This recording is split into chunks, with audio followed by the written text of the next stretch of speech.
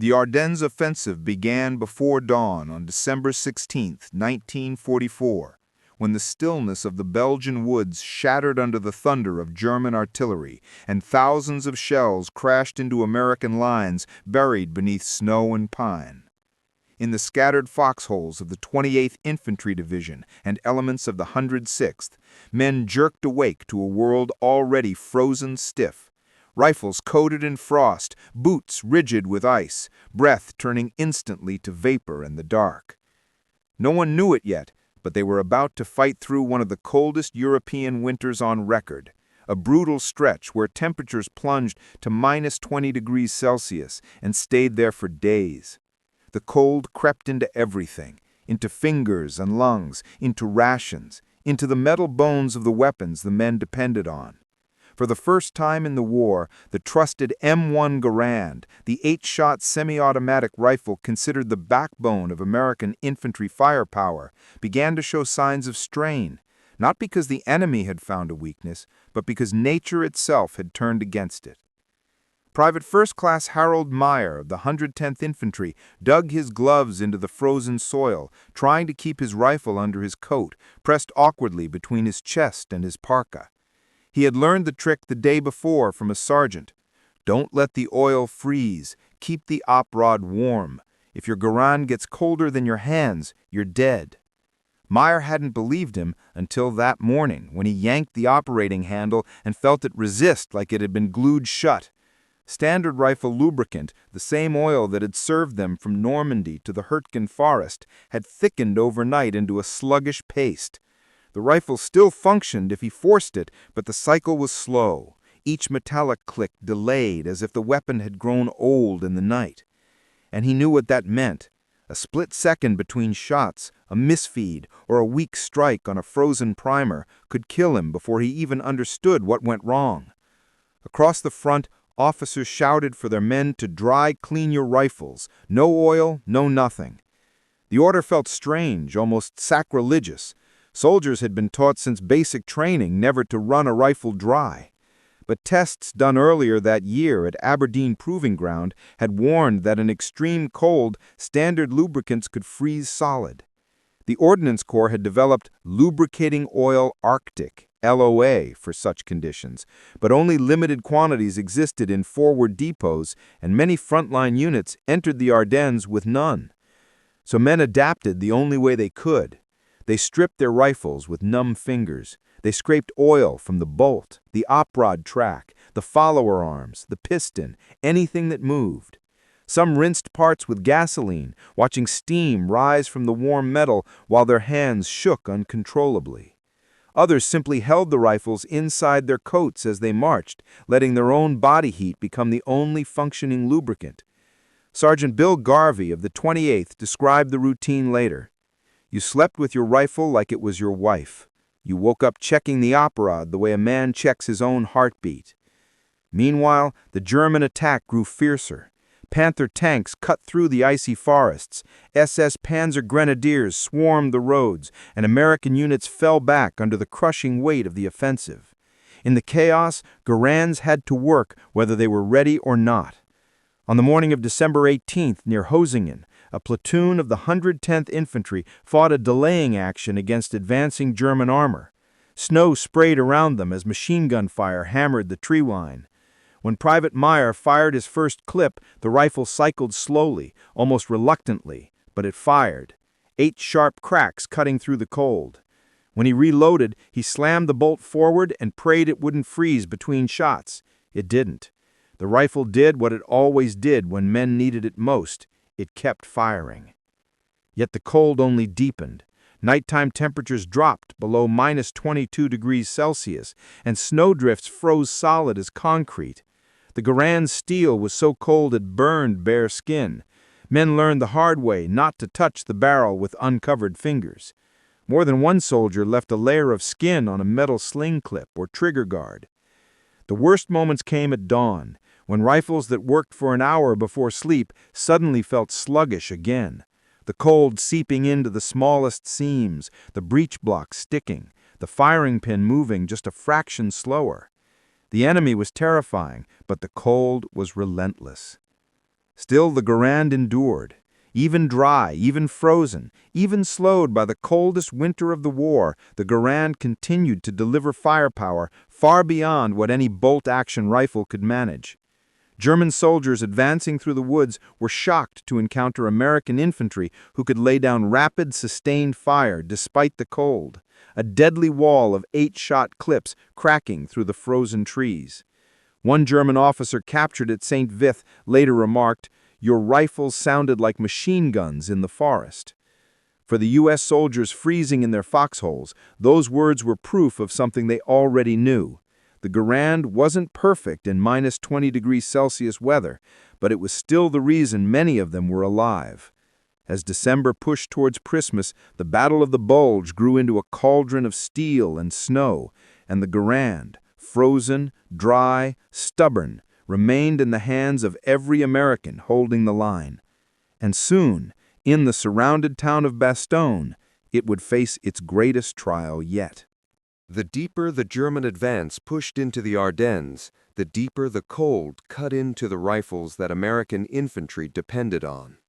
By December 21st, the temperature around Bastogne plunged to minus 23 degrees Celsius, according to the weather logs of the 101st Airborne Division, and the battlefield transformed into a white, brittle world where even breath froze on the inside of helmets. Snow turned to ice turned to armor, and metal turned into treacherous glass. The M1 Garand, normally unstoppable from Tunisia to Normandy, began to reveal the first true limits of human engineering in the face of a winter that wanted to kill everything it touched.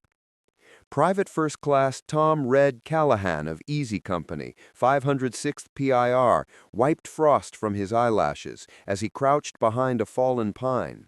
His Garand lay across his knees, the stock coated in a crystalline layer of frozen moisture.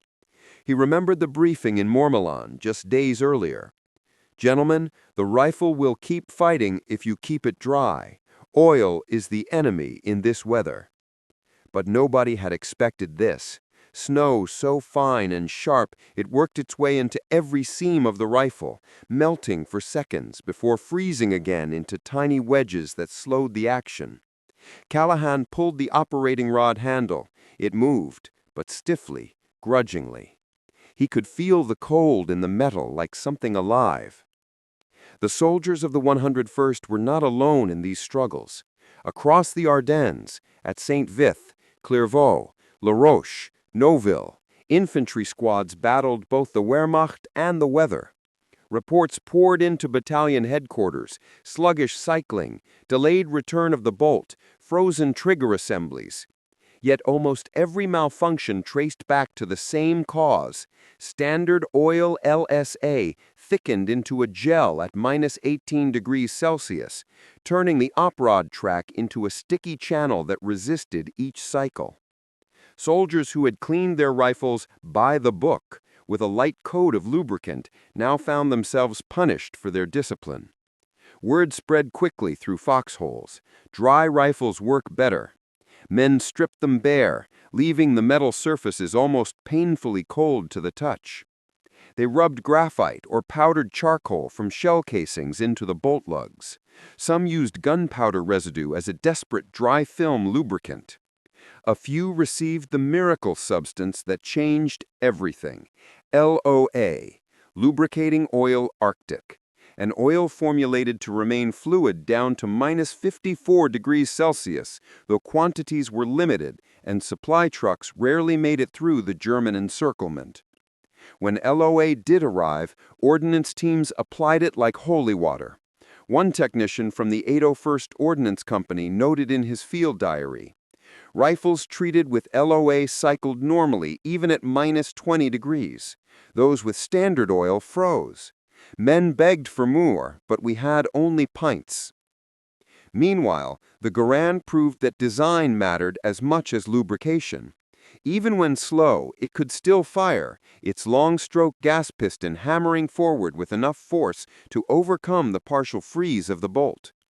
Bolt-action rifles like the German Kar 98K were easier to operate in the cold, but they could not match the volume of fire of an 8-round semi-automatic rifle in the hands of desperate paratroopers fighting off wave after wave of Volksgrenadiers.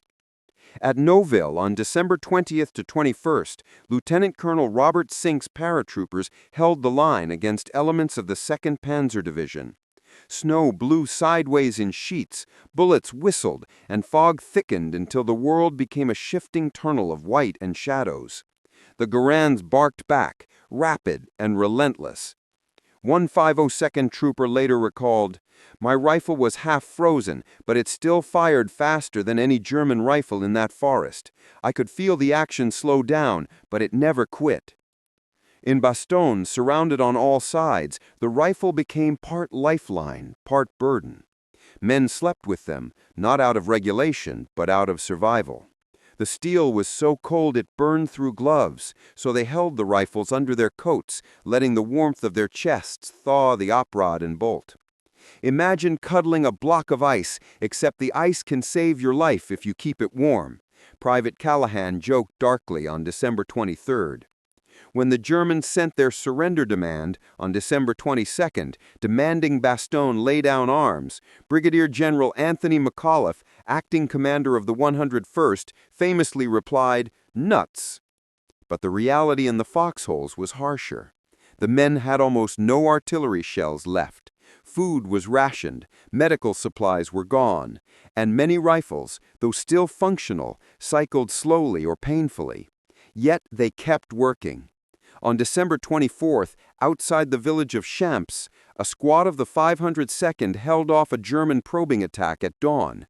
The air temperature was -21 degrees Celsius, and frost had formed a glittering layer on the rifle barrels. The Garands fired, slow but deadly. German prisoners later admitted they believed the Americans had more automatic weapons than they actually did because the Garand's semi-automatic rhythm carried through the frozen woods like a warning drum. By Christmas morning, the men were exhausted. The temperature dropped again. The siege tightened. But the Garands, clean dry and kept warm against shivering bodies, did what they were built to do. They fired every time the men asked them to. The frozen Garands were not flawless machines in those days. They were stubborn, stiff, and sometimes painfully slow.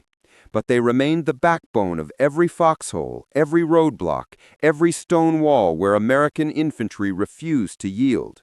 And soon, as whispers of Patton's armor filtered through Bastogne's icy trenches, the Garands that had survived the coldest nights of the war would be called on to fight again. This time, not just for survival, but for the chance to break the siege that had threatened to crush the entire 8th Corps beneath the winter sky. The siege of Bastogne tightened like a steel band through the final week of December, squeezing the 101st Airborne, remnants of the 10th Armored Division, and scattered units from the 28th Infantry Division into a shrinking ring of defense around a frozen Belgian crossroads. Snow had turned to ice and then refrozen into jagged layers that cracked under boots like glass. Temperatures hovered around -20 degrees Celsius, creeping lower at night, turning every breath into a drifting cloud, and every exposed metal surface into a hazard capable of tearing skin. In that bitter cold, surrounded, cut off from fuel and ammunition, the American infantry leaned more heavily than ever on their M1 Garands. Still the core of their firepower, still the rifle that stood between them and annihilation. At dawn on December 26th, the Germans launched a coordinated attack on the villages ringing Bastogne: Champs, Hemroll, Marvie, and the battered hamlet of Foy. Their objective was simple: crack the perimeter before relief forces reached the town. Panzer IVs and Stug 3 assault guns crept through the fog, their camouflage blending with frost-coated hedgerows. Volksgrenadiers advanced in tight formations, rifles slung across white smocks, boots crunching through snow. And in their path stood paratroopers armed mostly with rifles, frozen stiff hours earlier. Private First Class Tom Callahan of Easy Company woke to the familiar ritual. Before he even opened his eyes, he reached for the M1 Garand cradled under his coat. He rubbed the bolt with his bare thumb, stupid, he knew, but necessary, feeling the metal warm painfully against his skin. He cycled the action once, then again, until the op rod slid with only the faintest resistance. Across the foxhole, Sergeant Grant whispered, "Keep it warm. We'll need every round today." They did. At 0800, German infantry pushed toward Shaw, hoping to exploit the lightly held sector. Snow blew sideways in thin ribbons. Paratroopers crouched behind stone walls, tree trunks, and wrecked jeeps, waiting for the shapes to emerge from the blizzard. When they did, the forest filled with the sharp, rhythmic cracks of semi-automatic fire. The Garands, dry, cold, and stiff, still fired faster than the Germans expected. 8 rounds in quick bursts punched through the frozen air, shattering the illusion that the Americans were weak or running out of ammunition. A German officer captured days later told interrogators, "We believe they had many automatic rifles. The firing never stopped." He was wrong. It was the sound of the same weapons the Americans had carried since Normandy, just firing as fast as human hands could drive them in the cold. On the northeast side of Bastogne, the 502nd PIR held Noville, where the cold was cruelest. Men took turns rotating their rifles inside their coats like newborn infants, while others huddled near small stoves hidden behind collapsed walls. The Garand's gas system, with its long-stroke piston, continued to function even when half-frozen, slamming the bolt forward with a strength that surprised the Germans. In contrast, some German Gewehr 43 rifles, semi-automatics with a more sensitive gas mechanism, jammed frequently in the extreme cold, and the MP-40 submachine gun, the reliable, lacked range. Only the bolt-action Kar 98K matched the weather, its manual cycling immune to frozen lubricants, but its rate of fire could not compete with the American rifles aimed from every hedgerow. In Hemroll on December 27th, a group of paratroopers from the 501st PIR fought off repeated armored assaults. As a Panzer IV lumbered through the village center, its tracks smashing frozen cobblestones, the infantry surrounding it fired back with rifles that clicked grudgingly but did not fail. Staff Sergeant Art Middleton recalled later, "My trigger felt like it had sand in it, but the rifle shot every time. Slow, but it shot."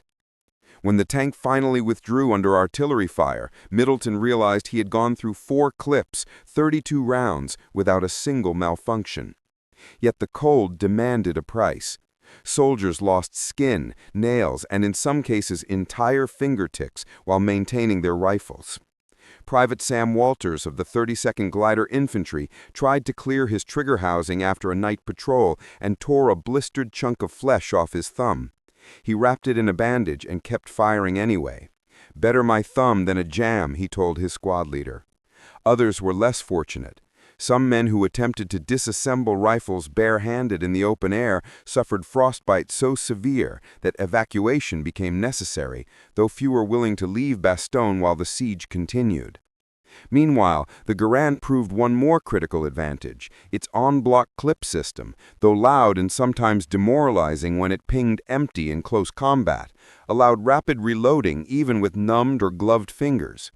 German soldiers struggled to reload Mauser stripper clips with frozen hands. American paratroopers could slam a fresh clip into the Garand and be firing again in seconds. In the cold calculus of Bastogne's firefights, those seconds often meant the difference between pushing the enemy back or being overrun. On December 28th, the sky cleared just long enough for a resupply drop. Ammunition, rations, bandages, and crucially, small tins of LOA Arctic lubricant fluttered down in parachute bundles. Ordnance teams worked through the night, moving from foxhole to foxhole, teaching soldiers how to apply tiny drops, never more than the width of a nail funnel, to the op rod, bolt lugs, and gas cylinder. Slowly, rifles that had resisted the cold began to cycle more smoothly. Soldiers felt a flicker of hope. It was like giving life back to the rifles, Lieutenant Hank DiCarlo said later. You could feel the action loosen up. You knew the next fight wouldn't depend on luck alone. That fight came on December 30th, when German forces launched one of their final heavy assaults before the new year. In Shaw, Hemroll and Marvie, Garands barked through the blizzard, their muzzles flashing against the darkness like tiny suns. The cold had taken its toll, but the rifles kept firing, and the men behind them refused to break. When the first elements of the 4th Armored Division finally broke through to Bastogne on December 26th, ending the isolation, many paratroopers were too exhausted to cheer. They simply held out their rifles, frosted, battered, stiff, and showed the tankers the tools that had kept them alive. This damn thing saved me, but I swear it hated the cold as much as I did. As the new year approached, the siege lifted, but the cold remained, and the Garands that had fought through the darkest week of the Ardennes were not done yet. They would soon be needed again in the brutal counterattacks that would drive the Germans back toward the Rhine. The new year brought no warmth to the Ardennes. If anything, January 1945 grew colder still, tightening winter's grip on men and steel alike, as American forces pushed to reclaim the shattered forests and frozen villages the Germans had seized in their desperate offensive. The relief of Bastogne on December 26th had ended the siege, but not the suffering. The temperature hovered between -15 and -20 degrees Celsius, and every rifle, every trigger, every bolt felt the sting of that cold. For the infantry advancing through snowdrifts up to their thighs, the M1 Garand remained both lifeline and burden, a stubborn, frost-bitten companion that had to be coaxed into life each morning before it could protect the man who carried it. On January 2, soldiers of the 101st Airborne and 4th Armored Division pushed north toward Foy and Noville, trudging past wrecked half-tracks and the burned remains of German vehicles, half buried in snowbanks. As they moved, paratroopers performed a ritual that had become second nature, cycling the Garand's operating rod every few minutes to keep ice from forming on the bolt face, checking the trigger to ensure its delicate sear hadn't stiffened again overnight, tapping the barrel band to clear frost from the front sight. Many rifles ran completely dry. No oil whatsoever, except perhaps a faint trace of LOA Arctic lubricant applied sparingly the night before. A corporal in the 506th PIR joked, "This rifle's got less oil than my hair."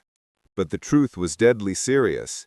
Any film of moisture, any remnant of regular lubricant would freeze and jam the action. Ordnance teams had studied the problem since Bastogne and passed down new tactics. Warm the rifle before dawn. Never breathe directly onto the action. Keep snow from melting on the bolt.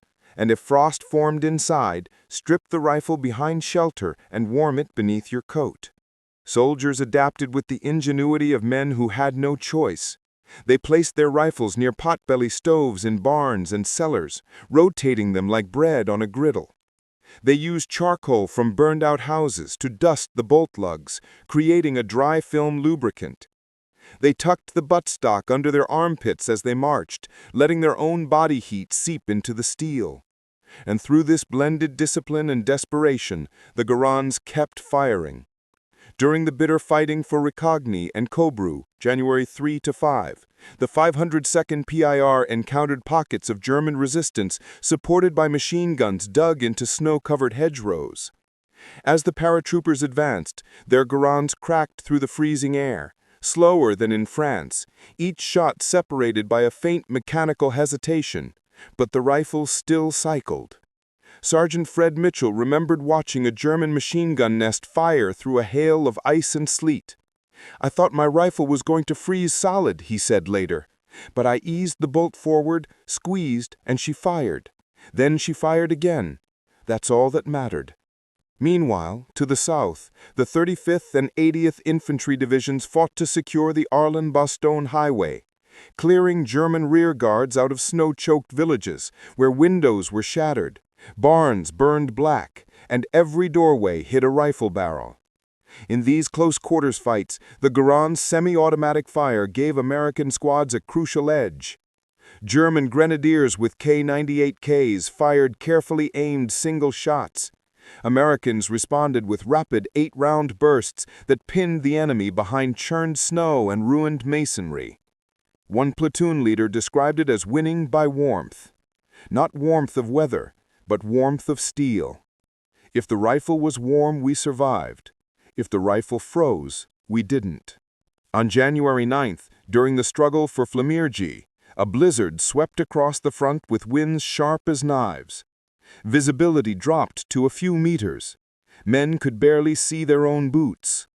Yet the Garans continued barking, each muzzle blast sending a harsh puff of steam into the frozen air. Private Joe Carbone of the 10th Armored Division fired until the barrel glowed faintly beneath the frost, the heat melting ice into thin rivulets that froze again seconds later. "My rifle looked like it was sweating in the cold, and then the sweat turned to ice," he wrote in a letter home. For soldiers of the 28th Infantry Division returning to the line after being mauled in the early days of the offensive, the Garand became a symbol of resilience. Many of these men had lost friends at Klarvo and Hazingen, had retreated through snowstorms under tank fire, and now found themselves advancing again with rifles so cold they hummed with stored frost. Yet the rifle's gas systems, simple, strong, and designed to operate with brute force, held up better than many expected. Aberdeen Proving Ground later confirmed what the soldiers already knew. The Garand's long-stroke piston could overcome partial freezing that would have crippled other semi-automatic rifles. A captured German officer remarked, "We assumed the cold would silence the American rifles. It did not." Even when rifles malfunctioned, they rarely failed completely. During the push toward Haufalaz, January 13 to 15, Lieutenant Hank DiCarlo's platoon took fire from a line of German paratroopers dug into a snowy ridge. DiCarlo's rifle froze mid-cycle, bolt half closed, oprod sluggish. Instead of panicking, he slammed the bolt forward with his gloved palm, exhaled carefully away from the action, and fired. Then fired again. Then again. Each shot came with effort, but the rifle's stubbornness matched the man holding it. They took the ridge before noon. By mid-January, the bulge was collapsing. The Germans began pulling back toward the Siegfried Line, leaving behind destroyed armor, burned trucks, and the bodies of men who had died in snow that preserved them like statues. American units advanced through forests where trees snapped from cold and artillery alike, branches littering the ground like shattered bones. Through it all, the Garans kept working, slow, stiff, but unbroken. When the front finally stabilized around January 20th, men cleaned their rifles in barns and churchyards, stripping them with hands still trembling from the cold. Some rifles bore rust where sweat and frost had met. Others carried tiny scars where ice had gouged the steel. One soldier carved into his stock, "She fired. That's enough." The Battle of the Bulge was entering its final phase, but the story of the frozen Garans was not over. Ahead lay reflection, reckoning, and the enduring legacy of a rifle that had fought winter itself and won. When the last German counterattack sputtered out in late January 1945, and the Bulge finally collapsed into a shattered line of retreat toward the Siegfried defenses, the forests of the Ardennes fell eerily quiet. Snow still covered the ground in sheets of hard white armor. Trees stood blackened from artillery strikes, their trunks split open like wounded giants. Scattered across this frozen graveyard were foxholes filled with the spent casings of a month-long struggle and the rifles that had endured it. M1 Garans, frost-scarred, battered, and begrimed with soot from countless fires that had briefly warmed them. They were no longer the polished, oiled instruments issued months earlier. They had become survival tools, battered companions that had outlasted -20°C nights, relentless German assaults, and the exhaustion of the men who carried them.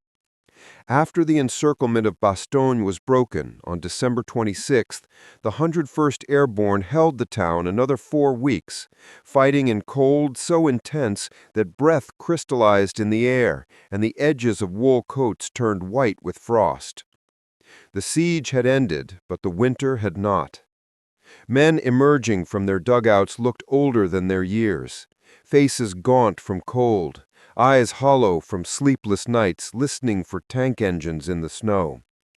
Yet slung across their shoulders, as dependable as the helmets on their heads, hung garons that had kept them alive through the deadliest winter of the war.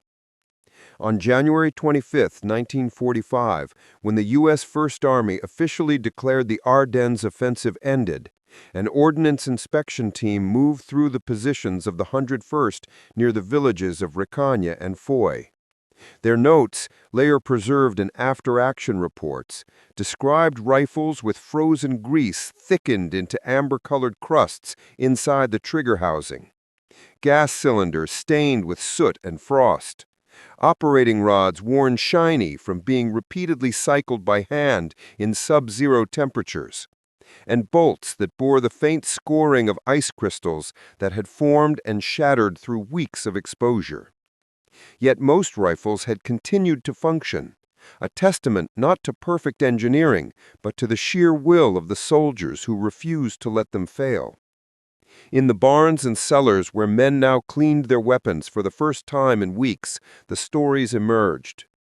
Private Tom Callahan remembered firing his Garand during the fight for Champs on December 26th, feeling the action cycle slowly, but still drive a fresh round into the chamber.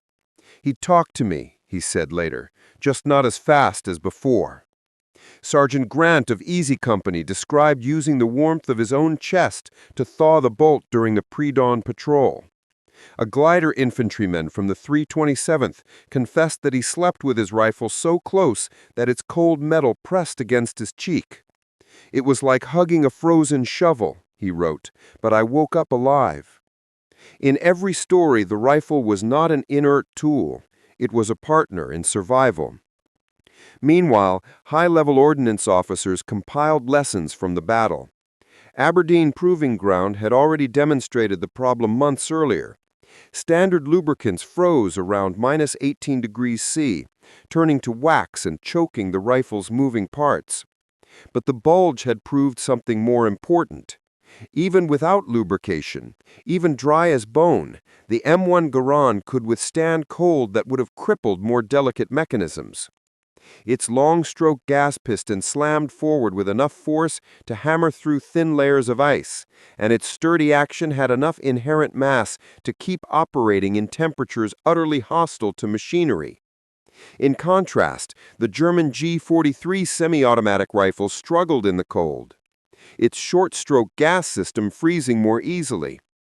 The Kar 98K bolt action, though reliable, could never deliver the volume of fire the Americans mustered.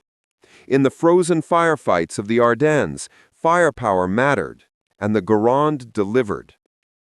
As the war moved east toward the Rhine in February and March 1945, the Ardennes cold slowly loosened its grip. Spring thaw revealed bodies, American, German, and civilian, once preserved in ice. Soldiers who had endured that winter carried the memory of the cold with them, etched deeper than any wound. And they carried the memory of their rifles, too. The weight of the walnut stock in their frozen hands, the metallic groan of the bolt when the temperature fell below -20 degrees C, and the relief when the rifle still fired after spending hours buried in snow. In many memoirs published after the war, veterans spoke less about tanks and artillery than they did about the simple act of keeping their rifles alive. Historian Charles MacDonald, who fought in the Bulge, later wrote, "We trusted the Garand because it trusted us." That sentiment echoed through the decades. Stephen Ambrose recorded numerous interviews with 101st Airborne survivors who said, in one form or another, the rifle was cold, but it didn't quit. Neither did we. SLA Marshall's combat interviews included repeated praise. Soldiers who said the rifle slowed down, stiffened up, even groaned under the cold, but still fired the moment danger appeared through the white haze. After the war, the U.S. Army reviewed lubrication protocols, ensuring that future conflicts in Korea's frozen mountains or Alaska's training ranges would never again see rifles issued with oils that turned to sludge in winter.